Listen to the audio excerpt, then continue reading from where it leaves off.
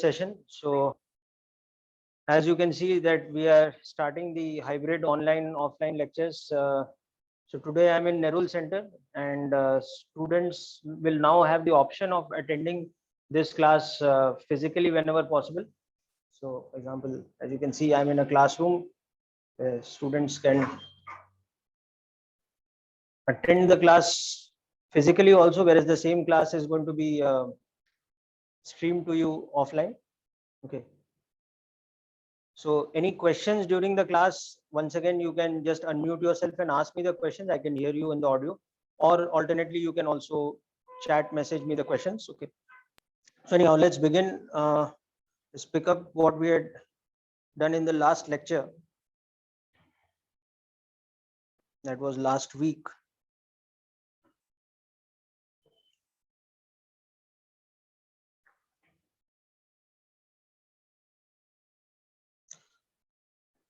So in wave mechanics, we have reached the point where we have discussed about the general equation of wave. Just give me a moment.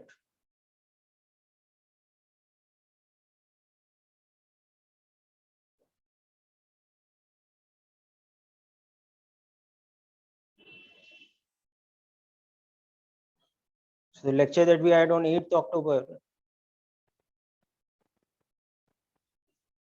we have discussed about the general equation of transverse harmonic one-dimensional waves. Okay, and all the various relationships like the particle velocity, particle acceleration, snapshot picture, relation of frequency, wavelength with k and omega. Okay, wave velocity in terms of the medium properties and all these things. Okay, and lastly, we have discussed up to power of the wave.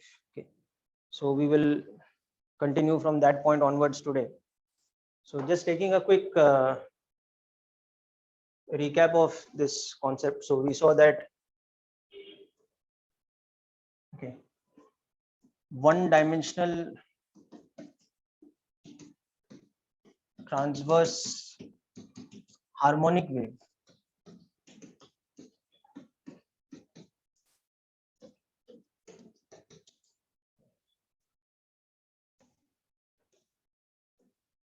so for this, the general equation is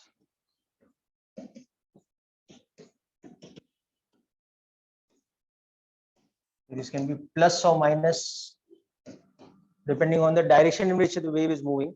If the sign is minus between these two, then the wave is traveling along the positive x direction, and if the sign is positive, then it's traveling along the negative x direction. Okay, and some phase constant. So in this, the various properties of the wave which become important is that f is the frequency of the wave. So omega is related to f in this way. K is the wavelength of, lambda is the wavelength of the wave. So 2 pi by lambda is the value of k.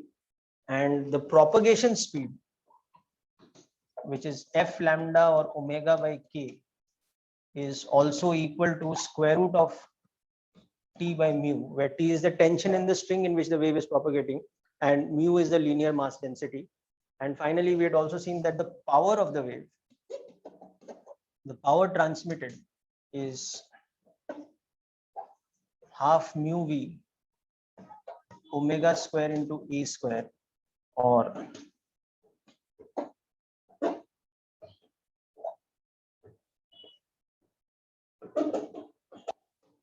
okay.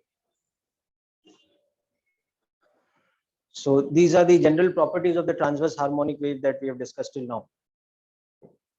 So just make a quick recap of these concepts, then we'll discuss further.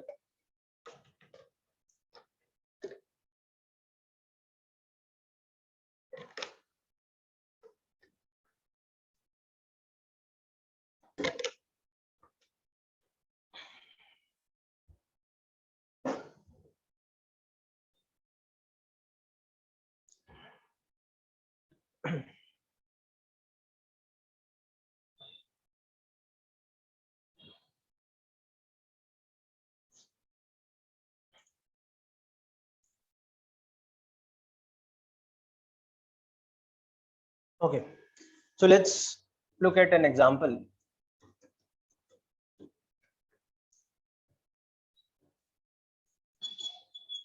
So we have an infinitely long thread which is at a tension of 400 newtons. Okay, and it has a linear mass density or mass per unit length of 0.1 gram per centimeter. So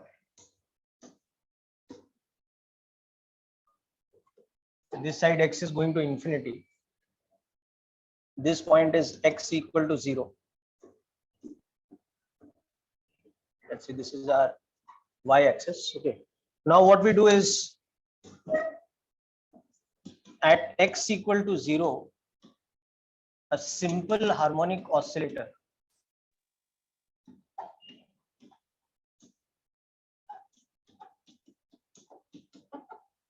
okay, of a frequency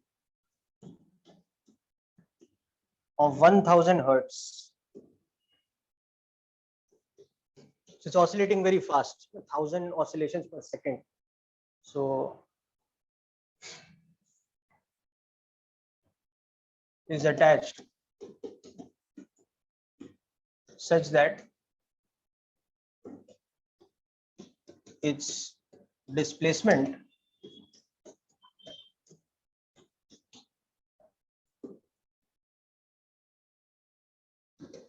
so at the point x equal to 0, the displacement is given by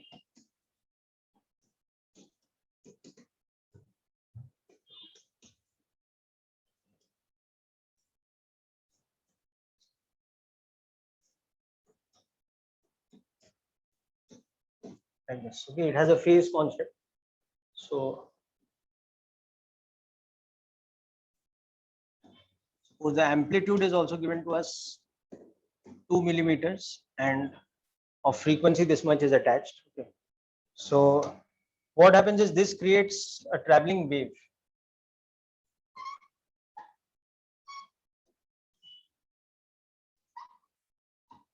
Okay.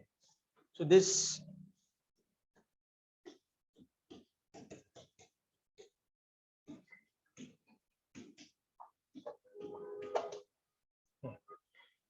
so we want to find the propagation speed, omega, wavelength, and k of this wave. Okay. Then write the equation of the wave.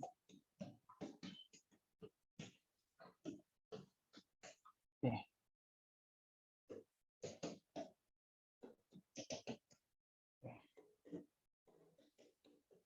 And draw its snapshot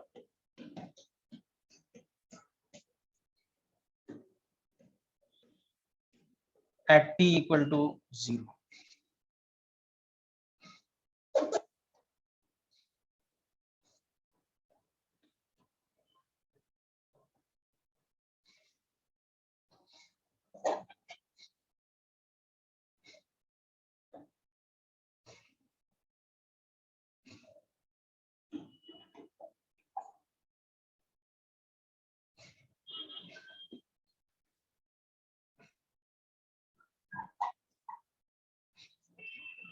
Okay, just note down up to here first, then I'll give you the rest part of the question.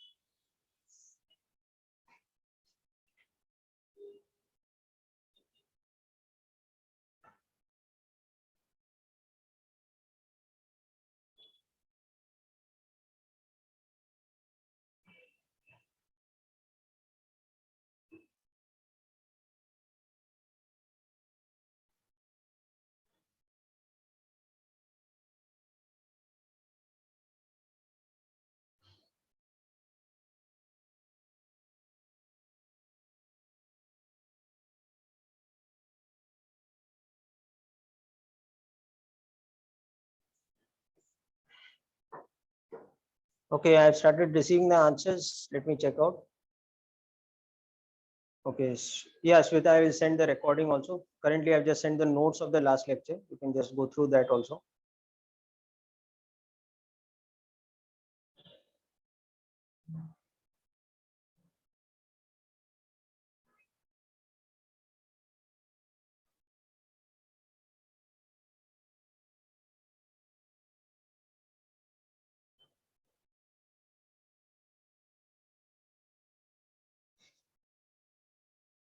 Okay, now also we have to find the snapshot picture at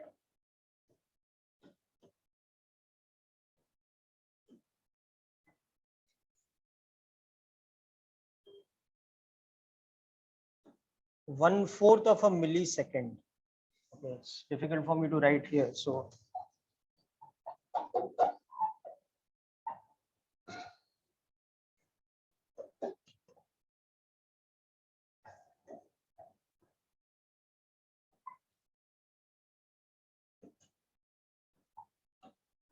1/4 or 0.25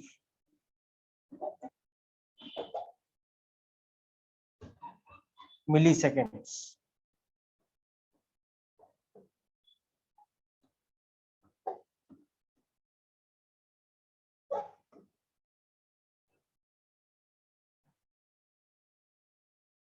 That's this part.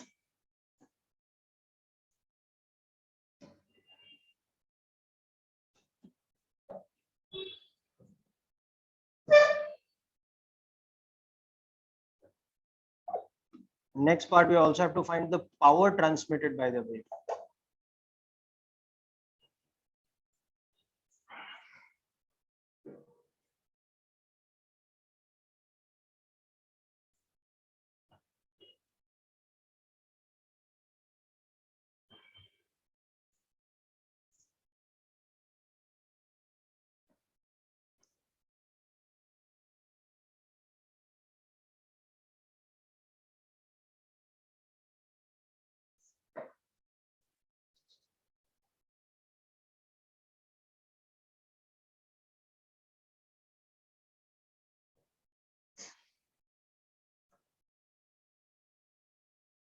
Okay, so one thing, Vashish, you have to be careful about is the system of units used. This mu is given in CGS units, so we have to convert it to SI unit. So this will be 0.01 kg per meter. Okay. In SI unit, it will be 0.01 kg per meter and not 1, because 1 gram per centimeter is 10 raised power minus 3 kg divided by 10 raised power minus 2 meters. So it is 0.1 kg per meter. So this is the conversion. So just cross check the value of speed of the wave that you will get once, because now everything else depends on that.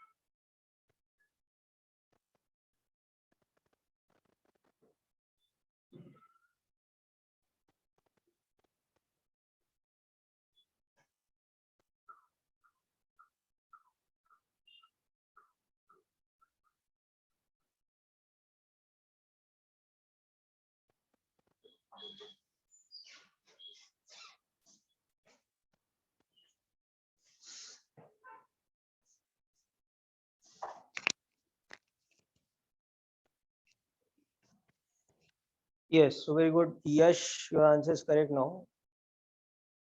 Okay. Uh, Vashisht, your answer is correct. Very good. Okay. All right. So let's just check all this out now.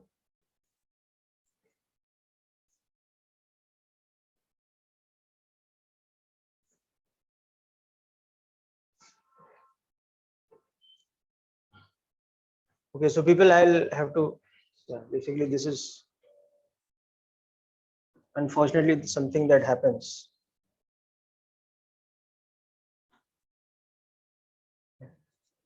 By the next session, I will get all these issues sorted out. But right now, what is happening is it reconnects every now and that time I lose the data which is there on the whiteboard. So anyway, so I'll take it from that point where we're discussing it. So you'll see that the wave speed in this case will become square root of p by mu. So when you substitute in SI unit, so this will become 200 meters per second. Okay. And the frequency of the source was given to you. So that only becomes the frequency of the wave. Okay. So this is the source. Source's frequency becomes equal to the wave's frequency.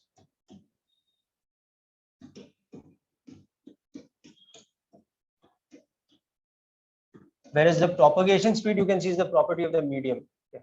So that was 1000 hertz. Okay.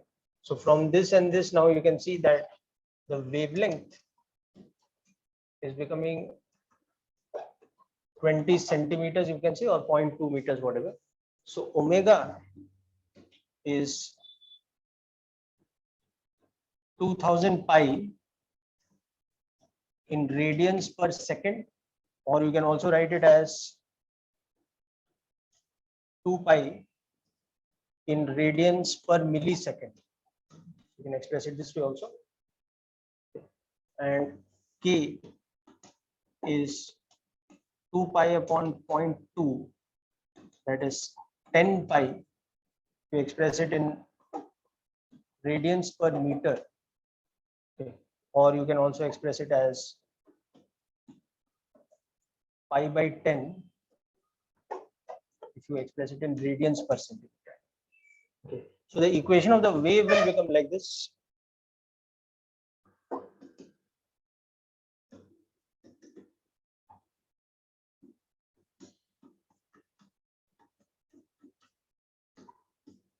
Where amplitude is this much.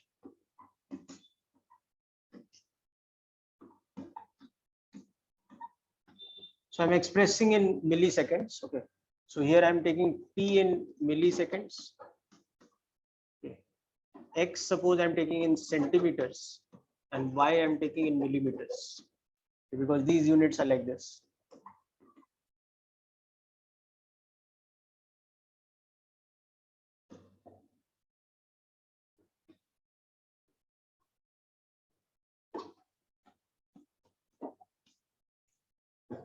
So this becomes the general equation of the wave.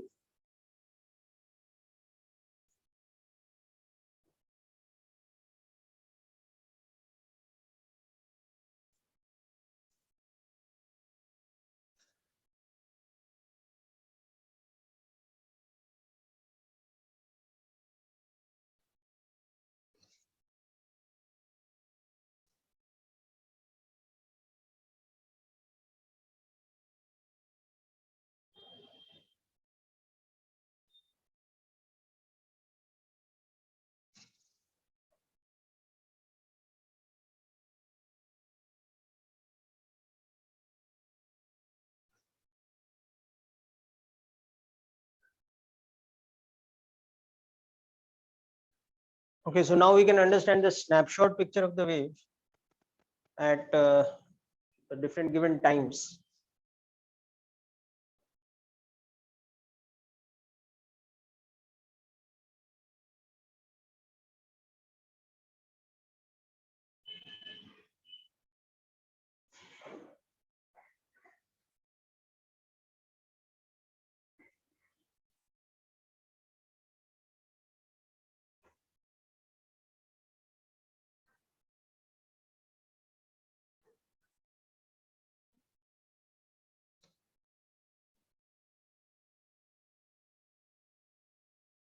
Yeah, so coming back to the snapshot picture. So the general equation of the wave we saw.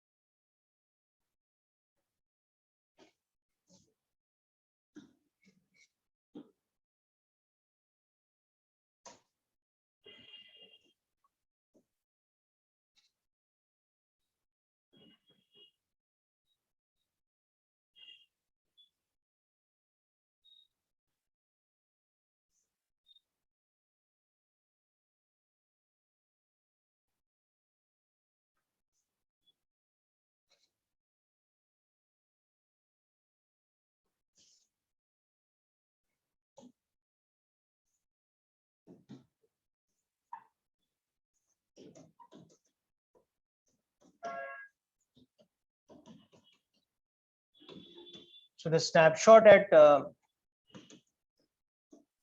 t equal to 0, that will be like this.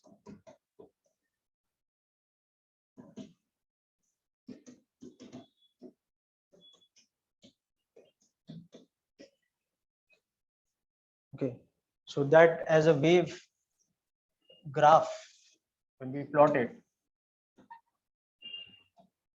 look like this.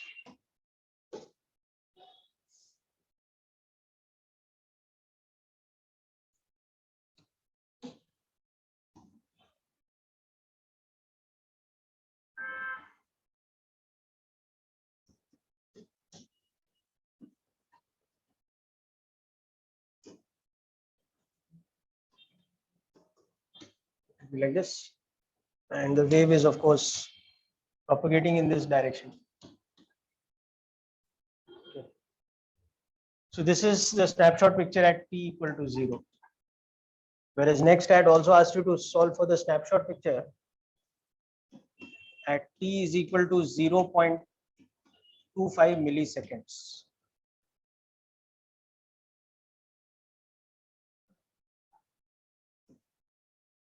So what happens is that at this time, the value of omega t, that becomes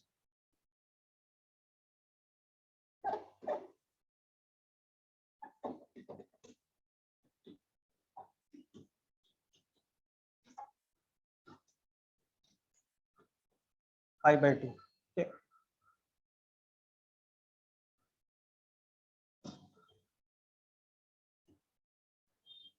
Because this was our omega.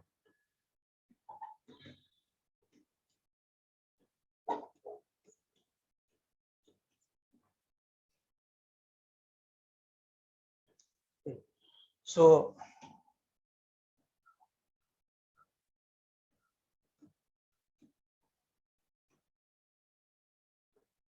this becomes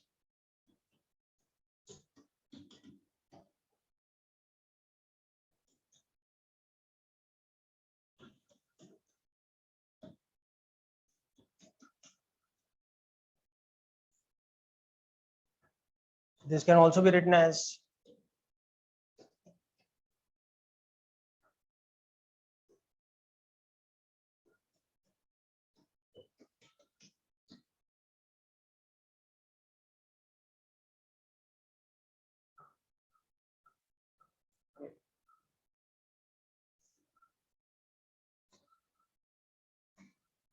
or incidentally it can also be written as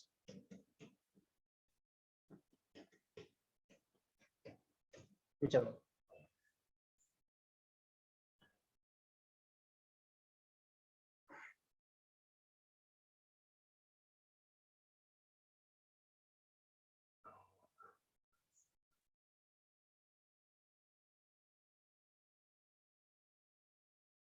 So see that will look something like this.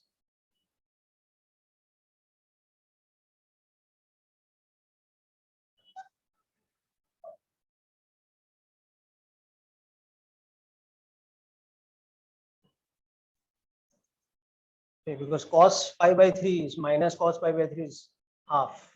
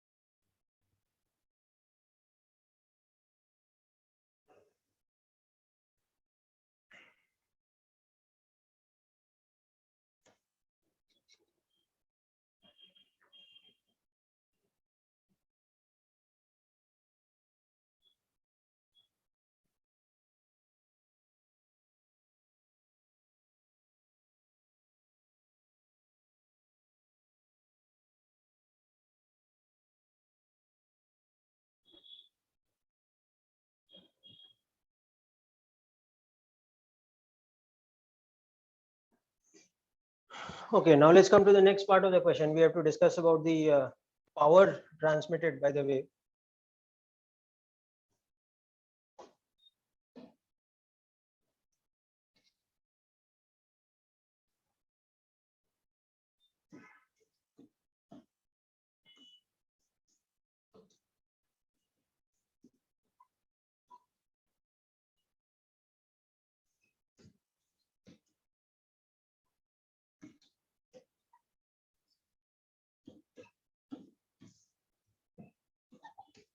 Whichever formula we choose to use. Okay, so this becomes half. Now mu in SI unit was 0.01. Okay, and the speed was 200 meters per second. Okay. And omega in SI unit was how much? The frequency was 1000 hertz. So it was 2000 pi. Okay. And the amplitude was 2 millimeters. So in SI unit, it is. So this will give us in watts. Okay. Because we are taking everything in SI unit. So we can see this will give us cancels out. Okay. So 4 into 10 raised by 6 and 10 raised by minus 6 cancels. So 4 is 16. 16 pi square. Okay. Or approximately 160 watts. You can just verify my answer. Now we'll do one more part of the question. Now the next part of the question that we'll do is that, okay, if the same source, which is basically an oscillator, a simple harmonic oscillator,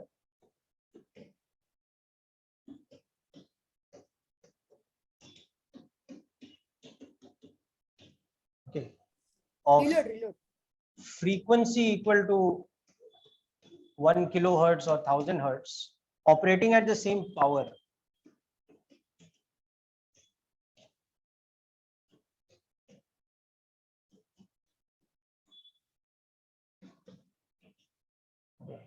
which is 160 watts, okay, or 16 pi square watts, okay, but it is now attached to a thread with a tension of 100 newtons only instead of 400 newtons, okay, and linear mass density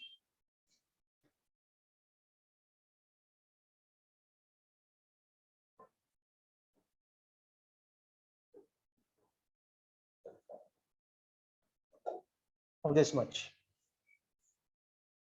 So calculate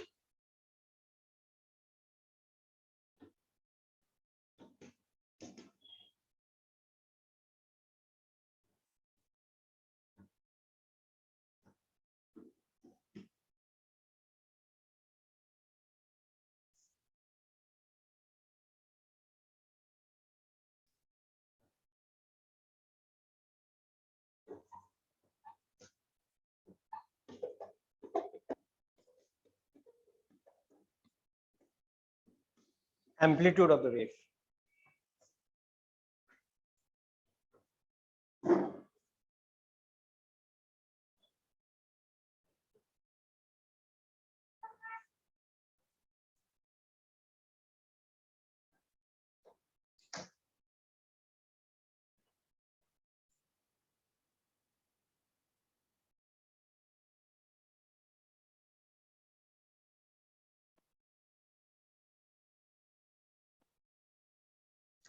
Okay, so in this we just want to understand that what we have done is we have changed the properties of the medium.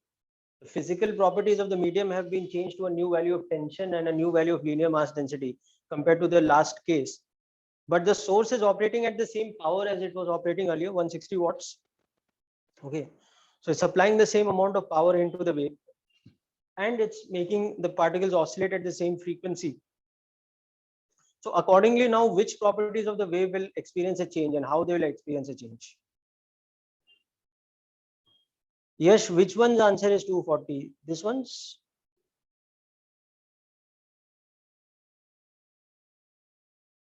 The first part's answer you're sending?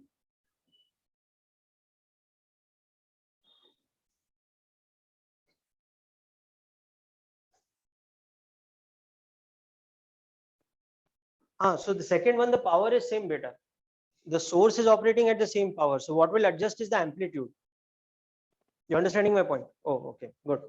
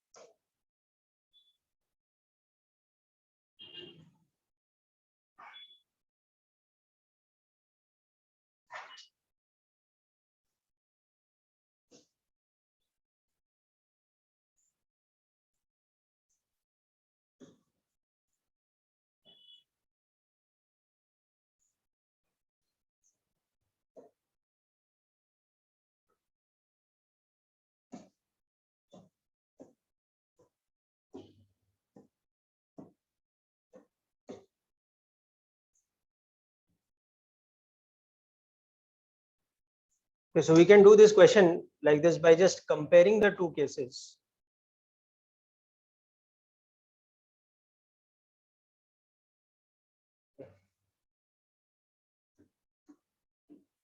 First case, the tension was 400 newtons, the linear mass density was 0.1 gram per centimeter. The frequency of the source is the same in both the cases. Okay. The amplitude now I'll write as A1, and that was 2 millimeters.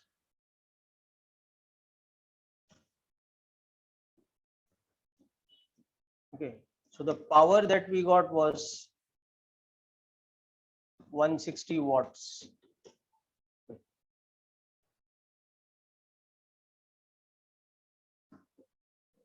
And also the wave speed that they said given was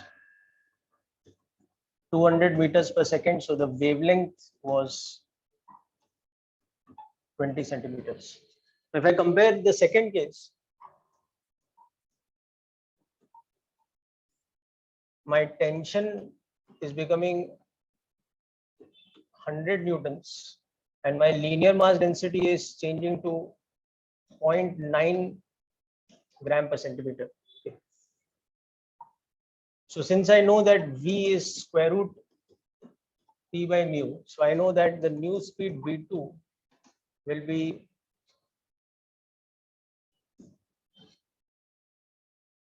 square root of T2 by T1 into V1 by V2, sorry, into mu1 by mu2.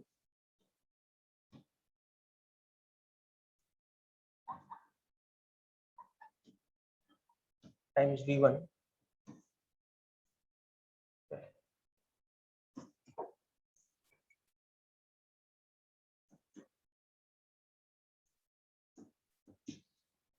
Using this formula.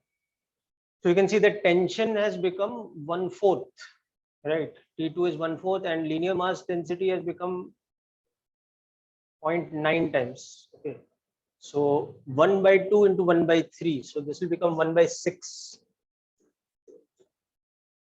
So my new wave speed should become 200 by 6.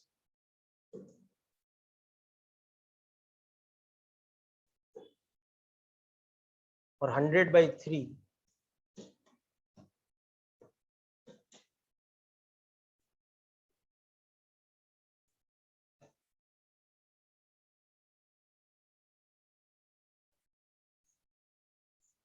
Okay. Then my frequency is the same. Okay. So lambda is equal to V by F.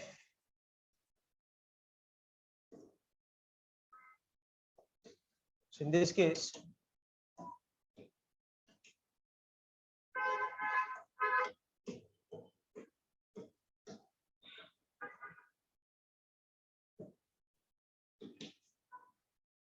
so lambda will change to 1/6 of this lambda.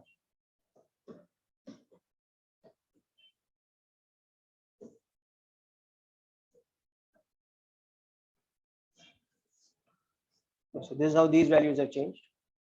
Okay. Now the power has to remain the same.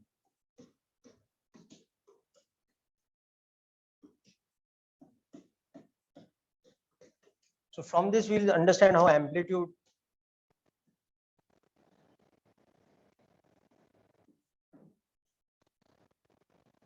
has to remain the same.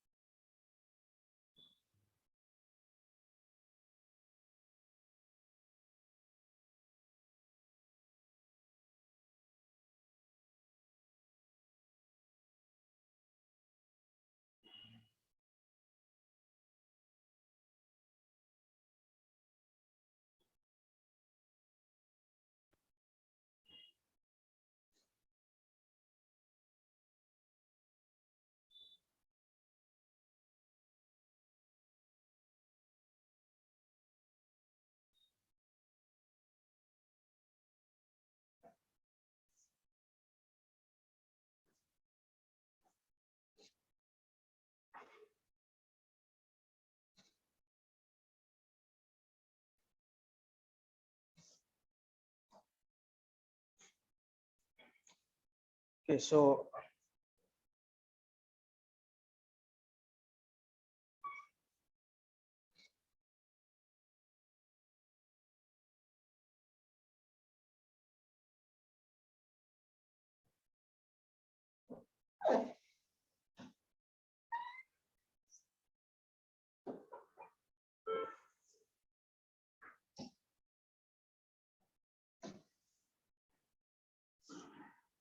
okay, so power.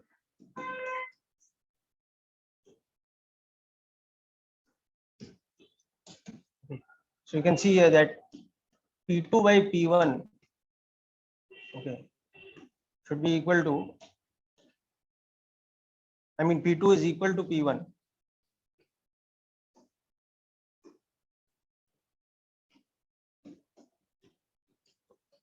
Okay, and omega 2 is equal to omega 1 because they're having common frequency. So we have mu1 V1 A1 square is equal to mu2 V2 A2 square. So from here we will get that the amplitude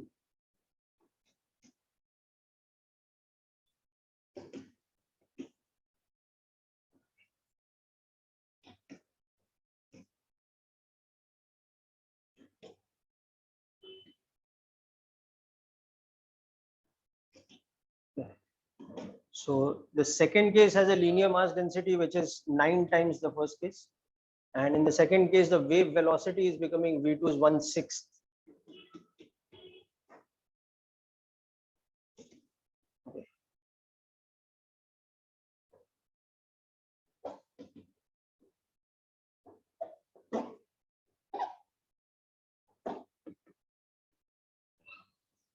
So this will be the relationship between the amplitudes.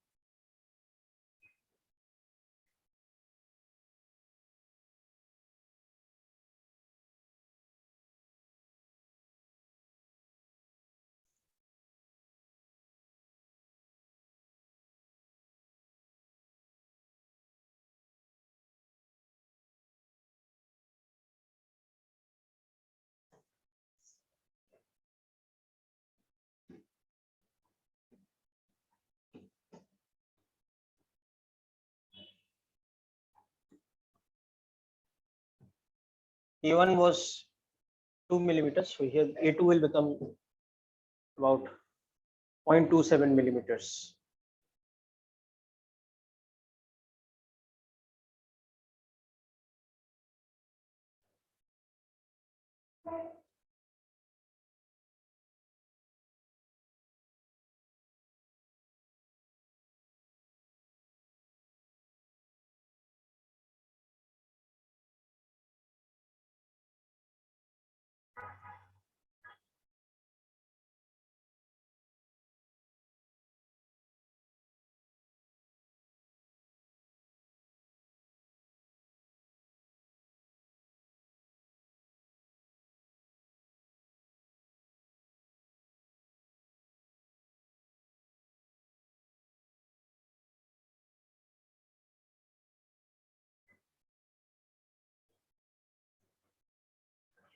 Okay, people. So hope this question is fully clear.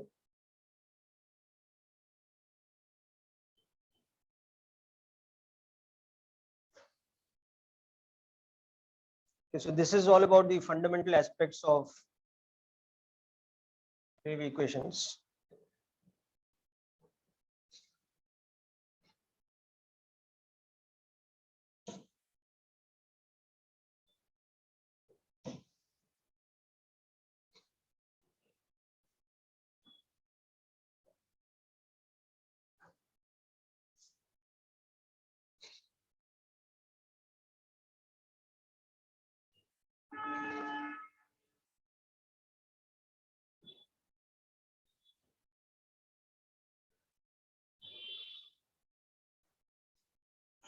Okay, now next we move on to another part of the next part of wave mechanics, which is to do with what is called superposition of waves.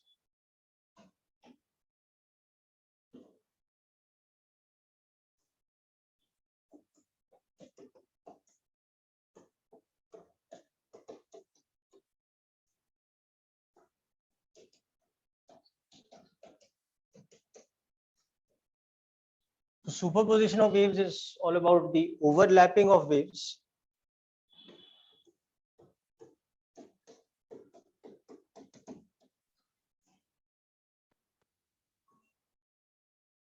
from multiple sources.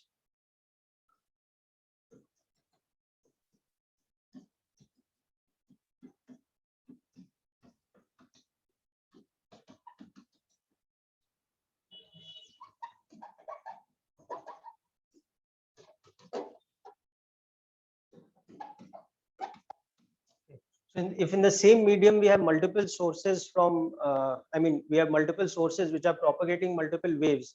So they're overlapping, that phenomena is called superposition of waves. Now, we will talk about certain special cases of superposition or special categories of superposition. So the first category of superposition or the first type of superposition we'll talk about is interference.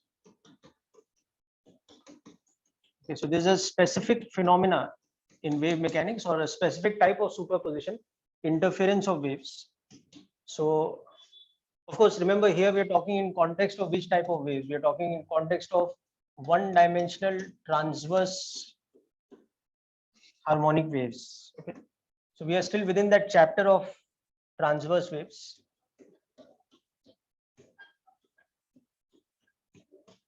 Okay. And not only transverse, but they're also harmonic waves. So they are coming from simple harmonic sources. So the waves which are overlapping, they are of that type. They're sinusoidal waves, a sine omega t plus minus kx, those type. So within that, interference is the type of superposition which occurs when multiple waves, that is two or more waves of identical frequency. So this is the necessary condition. The frequency of the wave should be the same. So, okay, traveling in the same direction.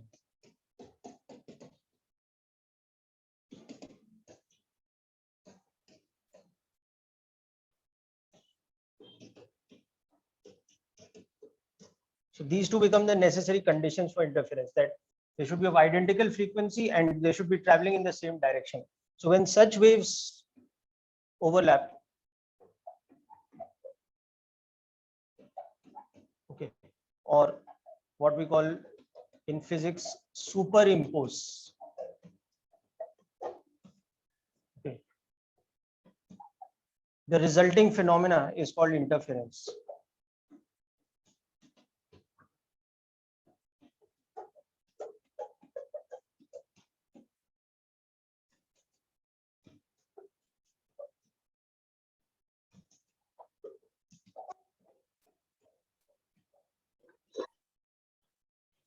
So just make a note of the definition, then we'll see the mathematical approach to what the interference results in. Okay, what is the effect that actually occurs when two waves of this nature overlap or interfere or superimpose?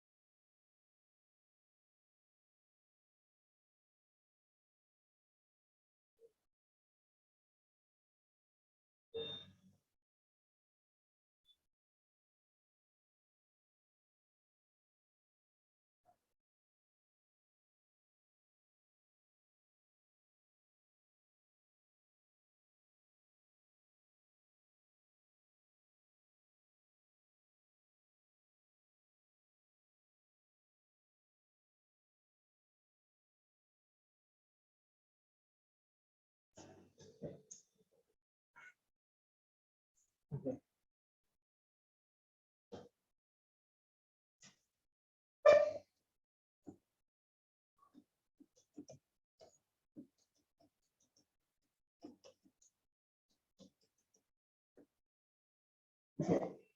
So we have on the same string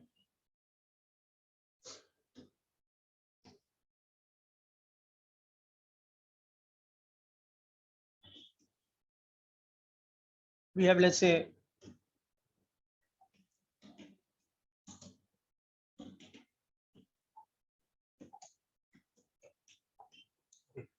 so this is a wave of amplitude A1, okay,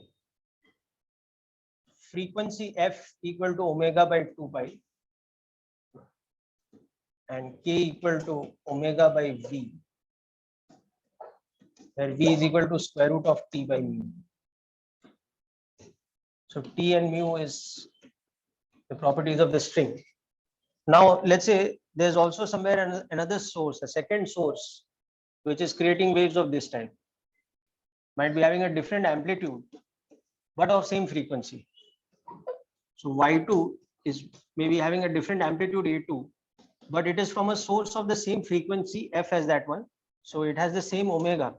And you can see because it has the same omega, it will have the same k or wavelength because they're propagating through the same medium and in the same direction also. So it's minus kx, but it might have a phase difference. Okay, so if this one is omega t minus kx,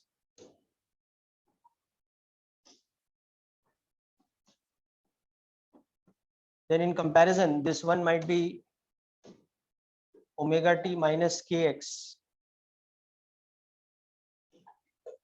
plus some phase difference phi. So it has same frequency. Okay, therefore, same omega k v, all these things. Okay, but phi is the phase difference between these two waves. So these two waves overlap or superposition of these two. The superposition of these two will be called interference.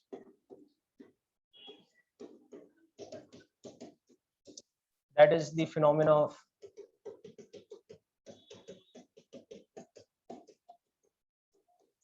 interference because they have the same frequency and they are traveling in the same direction. That will be given by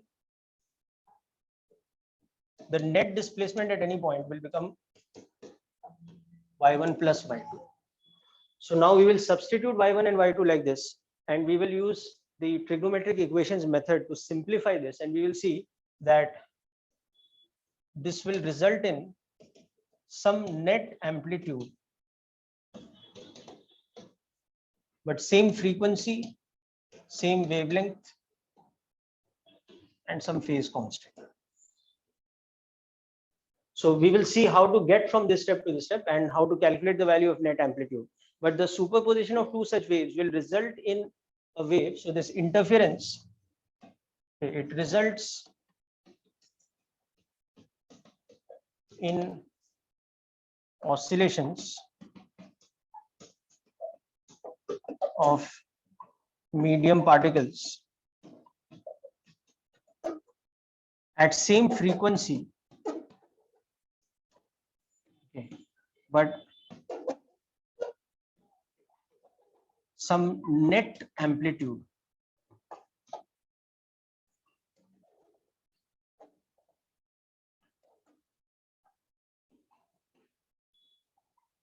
which we denote by A net. So we look at the derivation of the formula for the net amplitude, how to calculate it. Yeah, above the phase difference I've written, it's of same frequency and therefore the same omega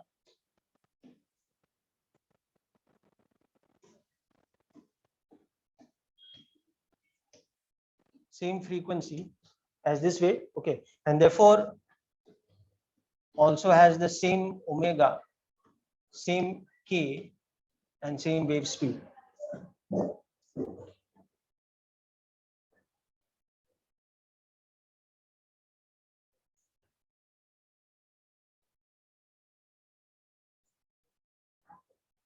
That is T and mu beta. You know, above the so basically a particular string which has a tension T and linear mass density mu. Both the waves are propagating in the same string. So this speed for both of these, this formula.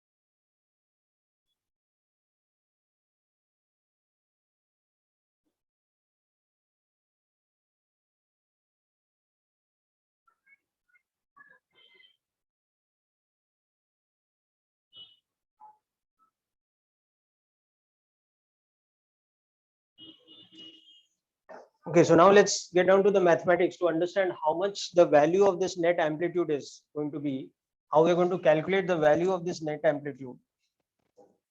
Okay, we will see that this net amplitude will depend on these two amplitudes, A1 and A2, and it will depend on this phase constant. Okay, so it will be a function of A1, A2, and this phase constant. That is how we'll calculate that net amplitude. Okay. So for that, we have to just apply the general principle of trigonometric operations here. Okay, so y1 is a1 sine omega t minus kx, and y2 is a2 sine omega t minus kx plus some phase constant. So the resultant net displacement from the superposition of these two, we can expand that to this.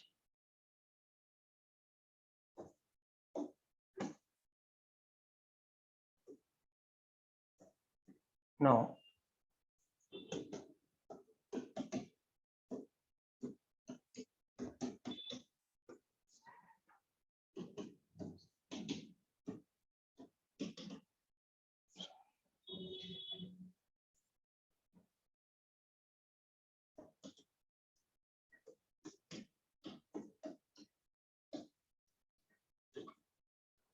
So in this, what we can do is we can take this term and this term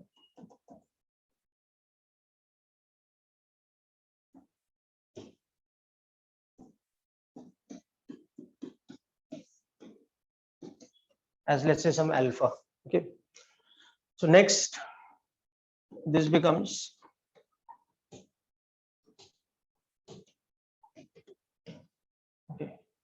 plus a2 sine alpha plus phi. Now, the important thing to understand here is that alpha is the quantity which is a function of x and t. Everything else is constant. A1, A2, and phi are constants. Okay. So we will expand this first using the sine a plus b formula. So further, this will be expanded and written as A1 sine alpha plus A2 sine alpha cos phi plus A2 cos alpha sine phi. Okay. And keeping in mind that again alpha is the quantity which is variable, phi and a1 a2 are constants, so we can express this in terms of sine alpha and cos alpha with some coefficients. So sine alpha's coefficients, if you take sine alpha common, you can see sine alpha's coefficients will become a1 plus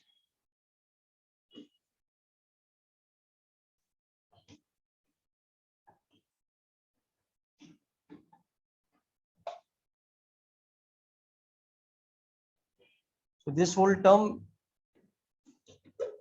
is the coefficient of sine alpha, and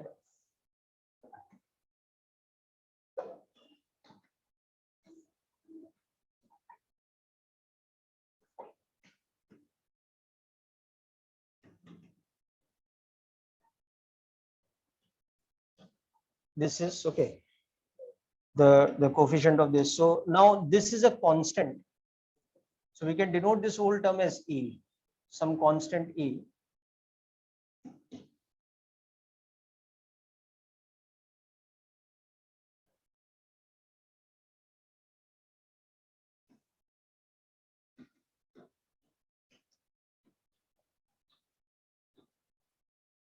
Which is some kind of a constant.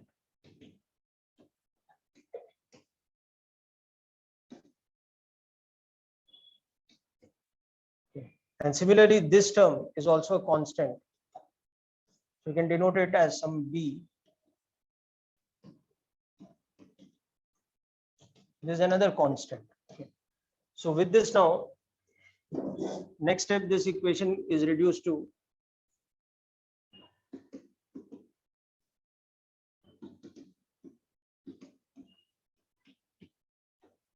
which can be written as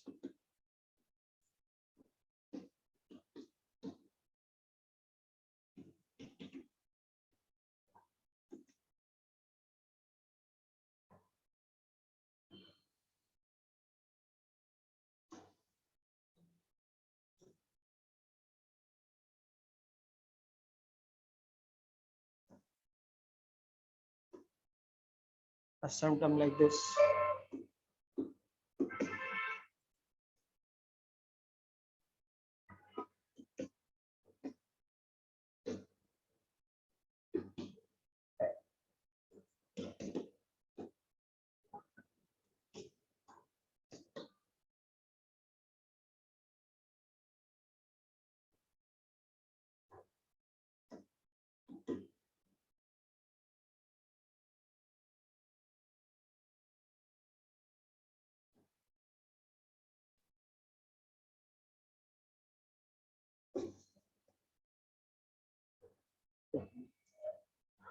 So just note down up to here, then we'll discuss further. So we'll see a net is equal to root of a square plus b square, which will further come in terms of a1, a2, and phi, because a square and b square themselves are in terms of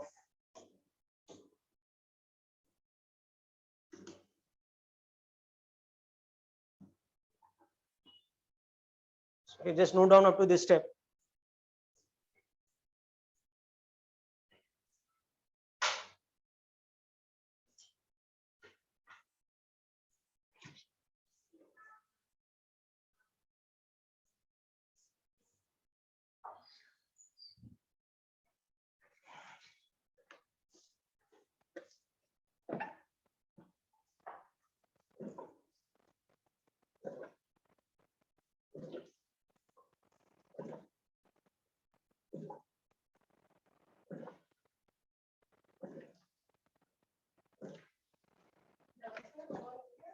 नहीं 4:30 बजे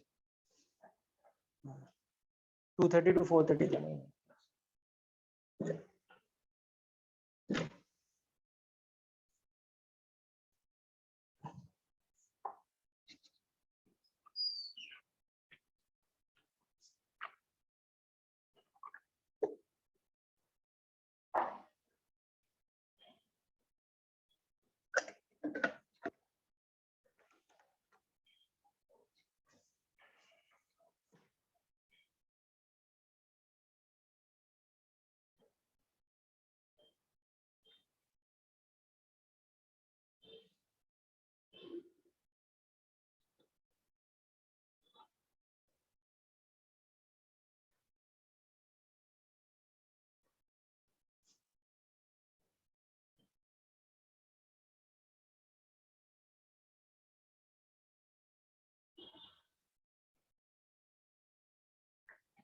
Yeah, so that value of epsilon also we will see this phase constant epsilon is that symbol.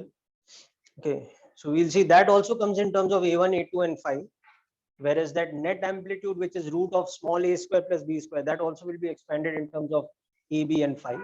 So this symbol here, it is called epsilon, Greek symbol epsilon.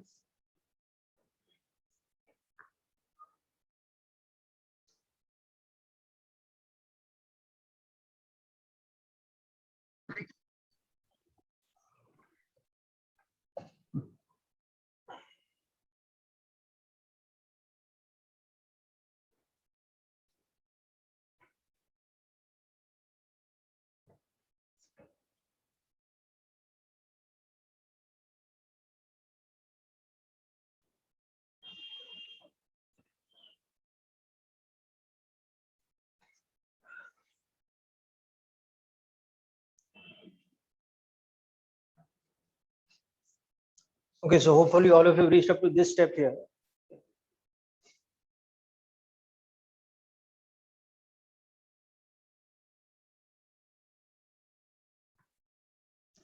Okay, so have you reached up to this step? All of you, it's fine. This step here. Okay.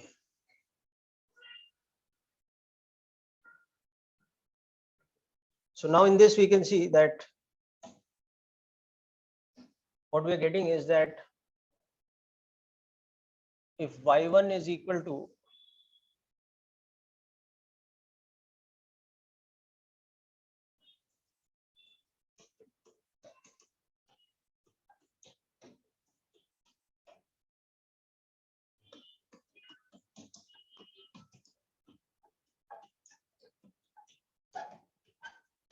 okay, then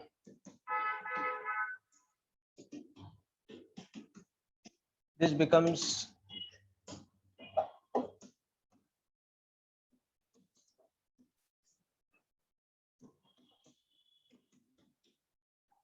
plus another constant which I'm giving the symbol of epsilon. What symbol we use, alpha, beta, gamma, epsilon doesn't matter, but it's a constant. Okay. So here the net amplitude in the earlier steps we had written it as root of a square plus b square. So further when you substitute a and b, remember a was capital A1 plus A2 cos phi.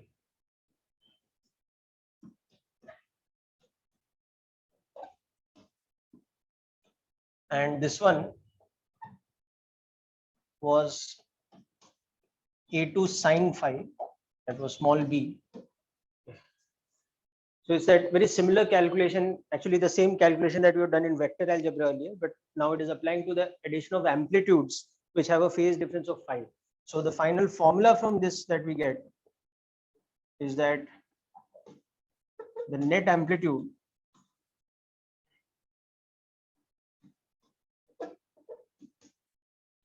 is equal to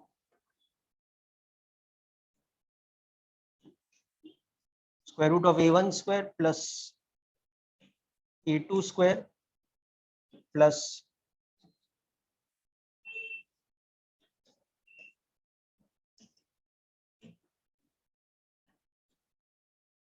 cos phi. Okay. and also this term epsilon. Now you'll see that when we are doing this calculation, E is sine alpha plus B cos alpha. What we have done is we multiplied and divide this by root of A square plus B square. Okay. And then next step, what we would have done is we would have taken these terms inside. So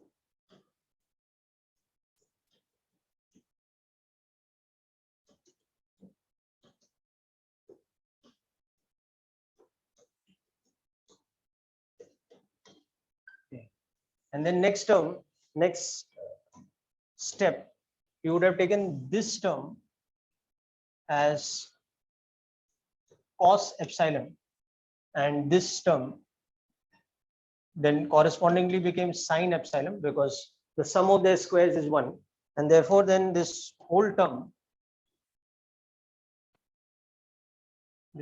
became sine of alpha plus epsilon. Okay, where tan epsilon is sine by cos, so it is V by A. So making use of that trigonometry solution, you can see that here epsilon is tan inverse of B by A, which is basically, sorry,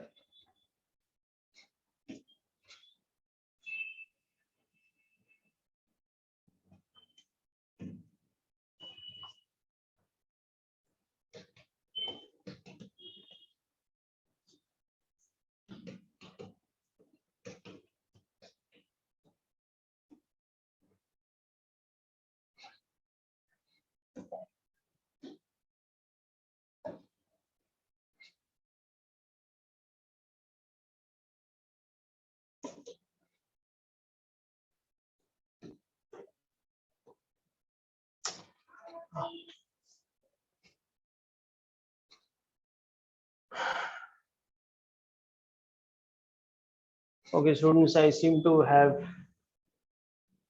an internet issue.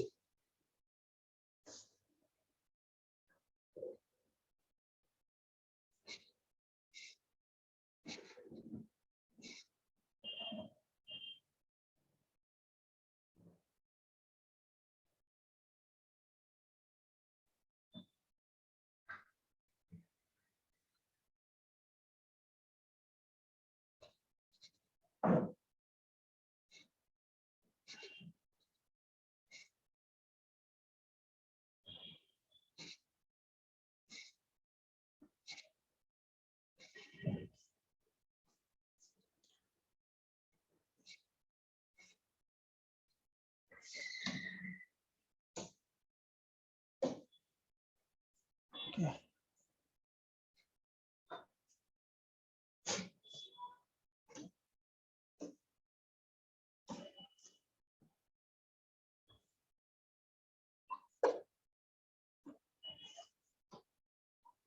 So finally, this is the formula that we're getting.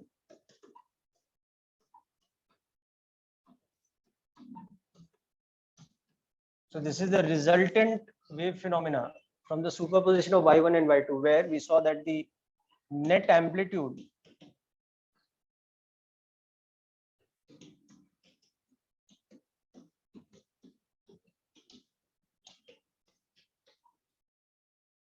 and the net phase term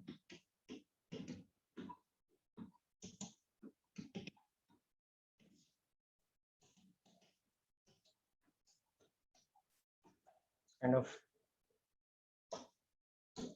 these become the two important equations here. Okay. Where of course we understand that this wave is coming from this superposition of the two waves, where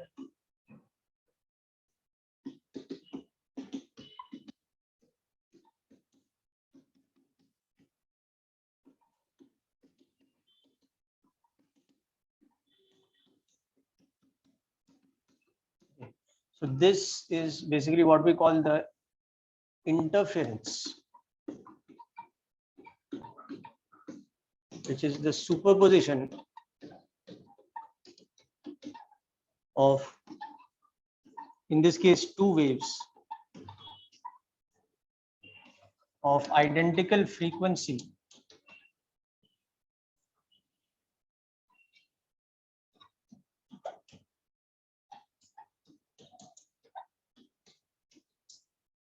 okay, but phase difference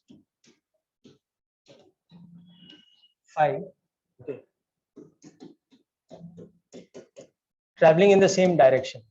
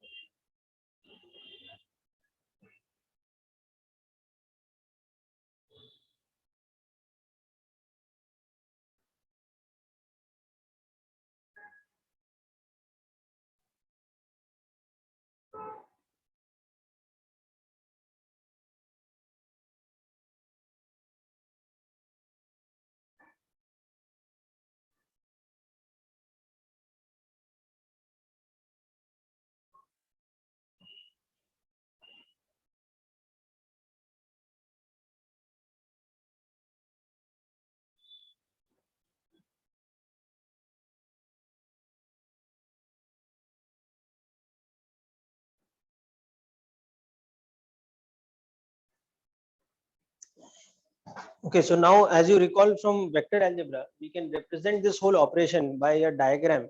In that case, it was the triangle of vector addition or a vector diagram. In this case, the diagram is same, but we call it a phasor diagram. Okay, so this operation can be represented by what is called a phasor diagram. So this operation of calculating the net amplitude in terms of A1 and A2, it can be represented by this kind of a diagram, where you represent these individual amplitudes as arrows, but this time they represent amplitudes and not vectors. And the angle between these arrows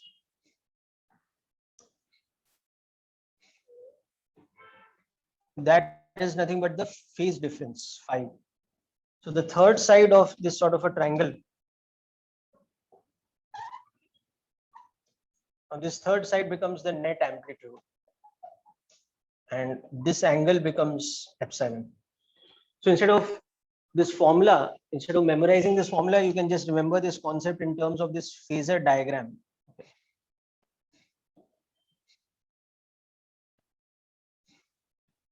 so this is called the phasor diagram that represents the interference of two such waves.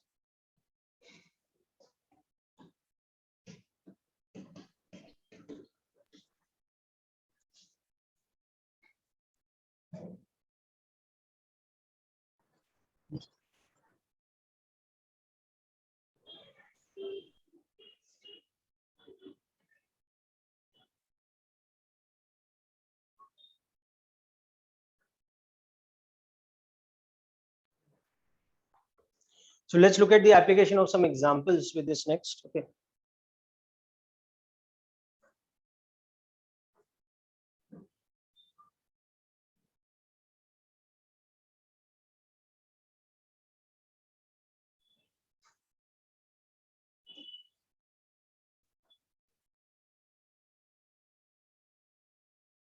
Oh, it has the smart recognition feature, which I didn't know about. Interesting.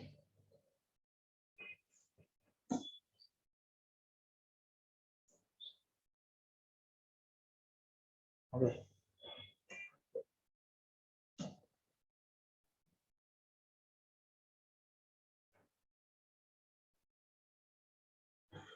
Okay, so let's look at an example problem next.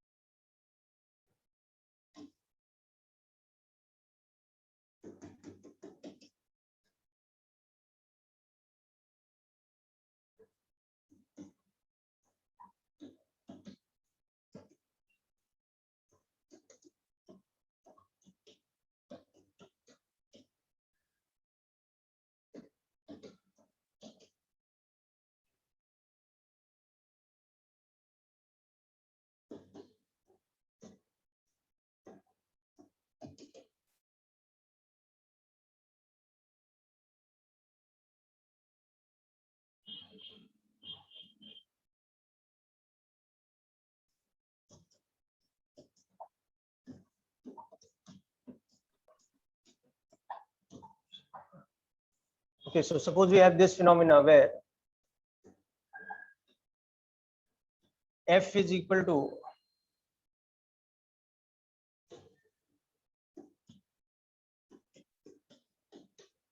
10 hertz is the common frequency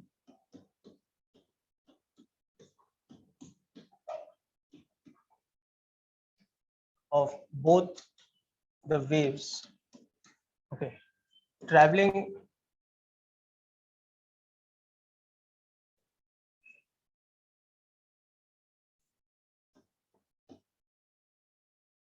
Oh God. Okay, not a great day.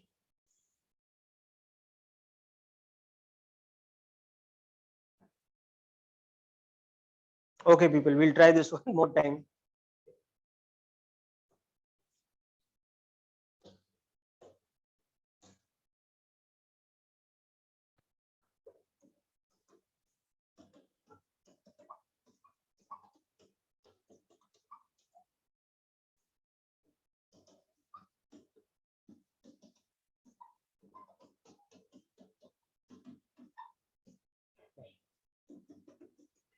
So these are two waves of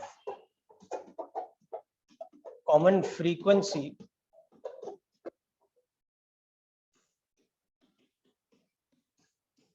10 hertz. Okay, propagating at a speed of 200 meters per second. Okay, with amplitudes 1.22 millimeters, 2 millimeters rather, and A2 as 1.6 millimeters. Okay, now calculate the net amplitude. Okay, and write the equation of the resultant interference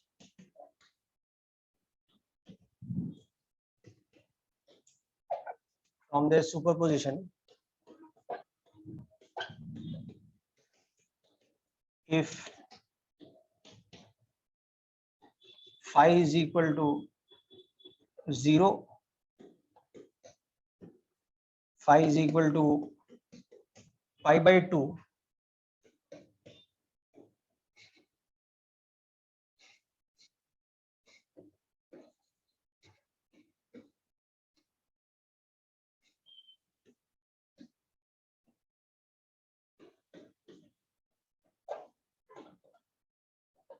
and phi is equal to pi. So these three different cases, you have to calculate the net amplitude and write the equation of the resultant wave, which occurs from the interference or from the superposition of these two given waves. Okay, just try this out, people. We'll discuss.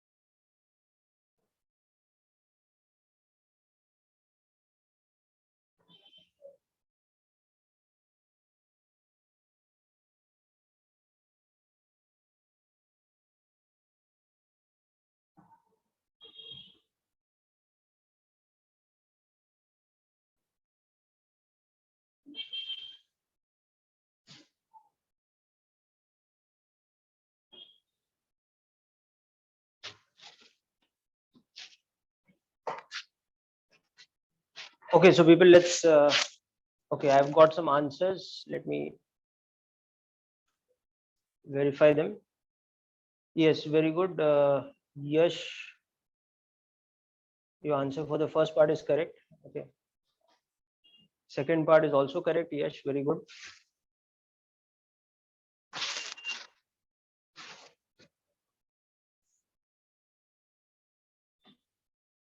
So we should be getting, when we take the phase constant or the phase difference as 0, we should be getting the net amplitude as 2.8 millimeter. Okay. And the wave equation will become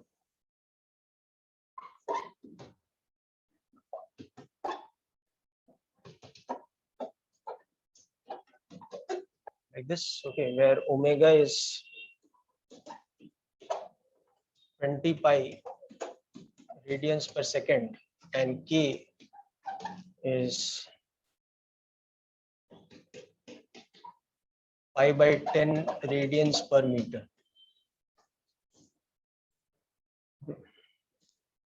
Second case, when the phase difference is pi by 2, you can understand it as a phasor diagram. So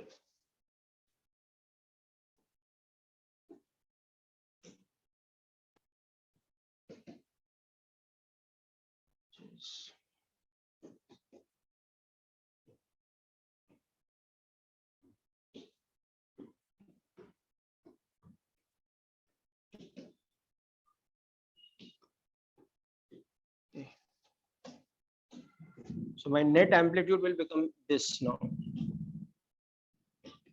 So you'll see that will become, okay, and this, my phase angle will become 53 degrees. So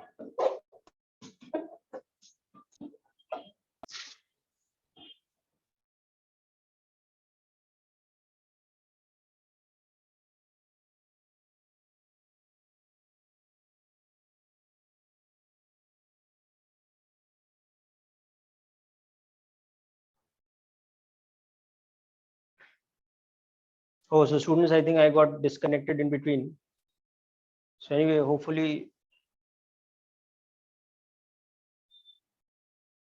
I'm audible to all of you now.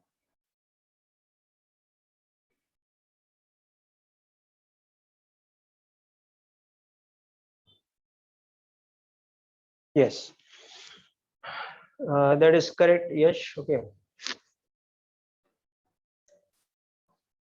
So A net in this case will become square root of A1 square plus A2 square, which will become 2 millimeters. Okay, and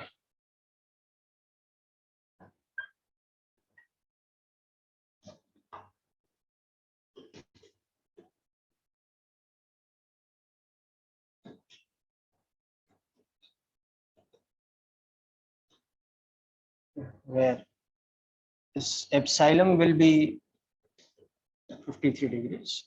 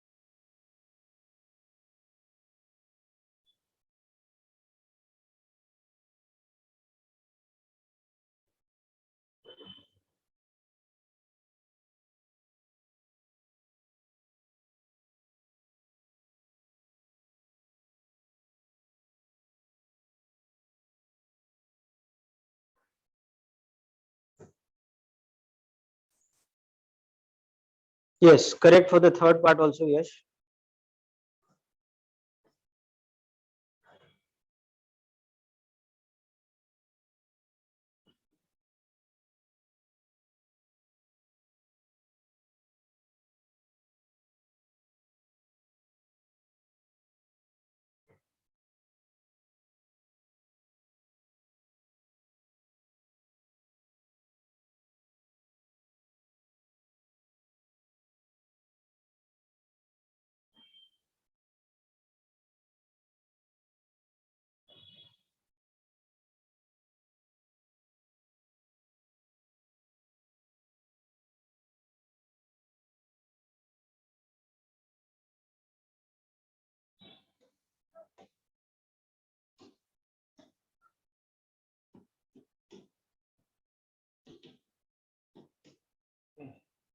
Then our A net becomes mod of A1 minus A2. Okay. Because your phasor diagram then looks like this.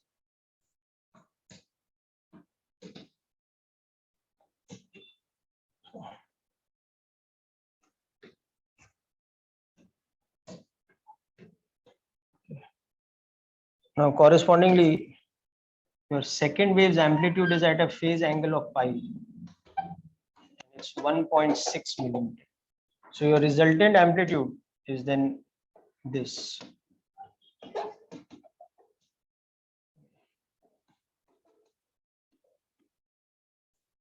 Like this. And your wave equation becomes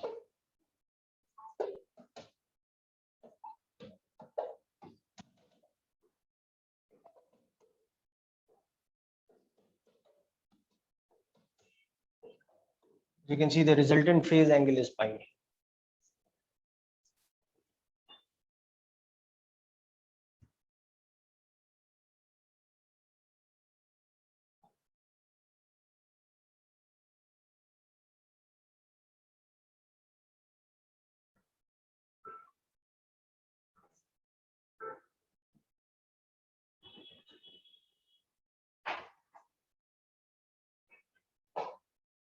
Sir, it will be 0.4 mm.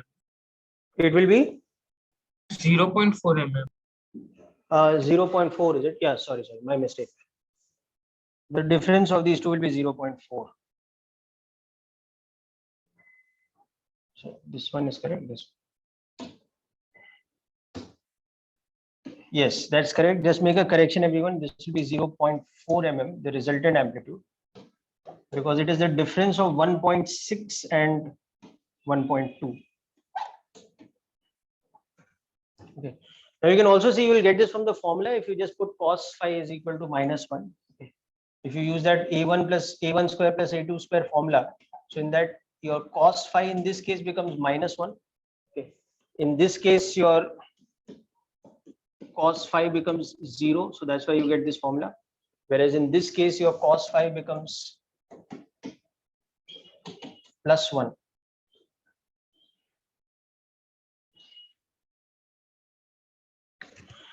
Okay, so one last thing we'll understand about interference that completes interference is that this situation where the resultant amplitude becomes A1 plus A2 because cos phi is 1, that is called constructive interference. It is given a special name because that is the situation in which the net amplitude is maximum. So it is called constructive interference. Whereas this case where cos phi becomes -1, this is called the destructive interference because this is the case where the net amplitude is the minimum. So in destructive interference, what is happening is that the waves are superimposing in such a way that the crests and troughs overlap. So they tend to cancel each other. It's like a cancellation effect. Okay. So we just, whereas in constructive interference, it's like an additive effect because they are adding in phase. So the crests are overlapping with the crests and the troughs are overlapping with the troughs. So in this formula,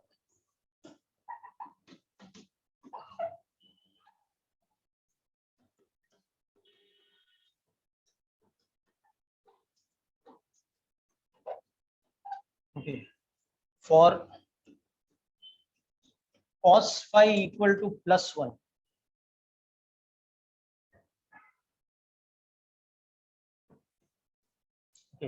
we get the net amplitude, which is the maximum case. So this is called constructive interference.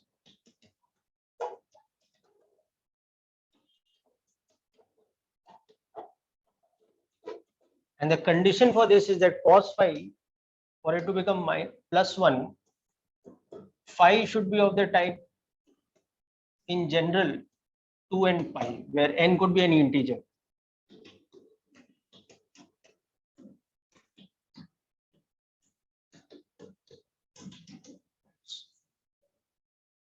And on the other hand, for cos phi equal to -1, our net amplitude becomes mod of A1 minus A2, which is the minimum possible value. So this is the situation which is called destructive interference.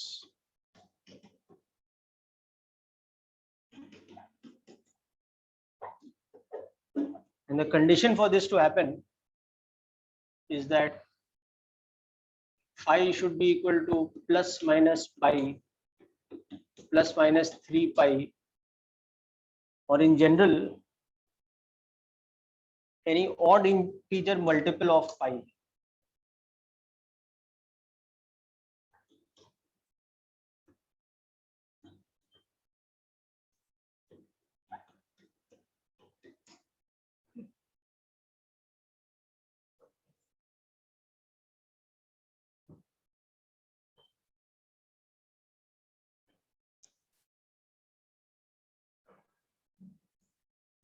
Okay, people. So with that, we complete today's session. Happy Dussehra and Shubho Bijoy Dashami to all of you. Okay. On this very auspicious occasion, I have some excellent news to share with you people. As you may be aware, today is also the declaration of the result for JEE Advanced, and we are in the process of compiling results for your senior batch. But we've already got news of some excellent results. I have with me here confirmed results from IITians Hub classroom courses. Aryan Sharma, All India ranked 79. Then there is Ashwin Goel, All India rank 34. So these are two in the top 100. Aniket Borkar, All India rank 201. Sampriti has got, Soumyadeep has got rank 627. Okay, and then the list goes on. Okay, we have several ranks in the top 1000 and top 2000, etc. And more results coming in. So yes, very, very good day for our students, all their hard work, and especially the frustrated work that they put in during the pandemic, being affected in their final class 12th year by this pandemic situation has been very frustrating, but they have done excellently well, very well deserved result for all of them. And next year it is your turn to shine in this way and make your rightful place into the IITs or the top engineering colleges. Okay, so have a nice day, people. Congratulations to all of you. Your seniors have done very well, right? Okay. And once again, Shubho Bijoy Dashami. Wish you all the best. Yes, Tej, you had some question? Thank you, sir.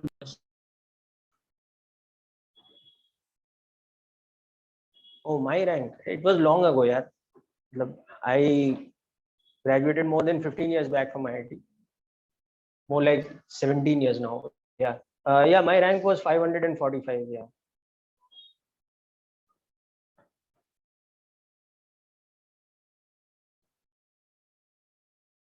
Yes, I graduated from IIT Bombay. My rank was 545. That time there used to be a total of about 3000 seats because there were only 6 IITs. Subsequently, they added IIT, IIT BHU became an IIT, then later Roorkee became an IIT. And then of course, a lot of the newer IITs came up. So now you have 23 IITs. So you have a lot more seats. You have about 12,000, 13,000 seats.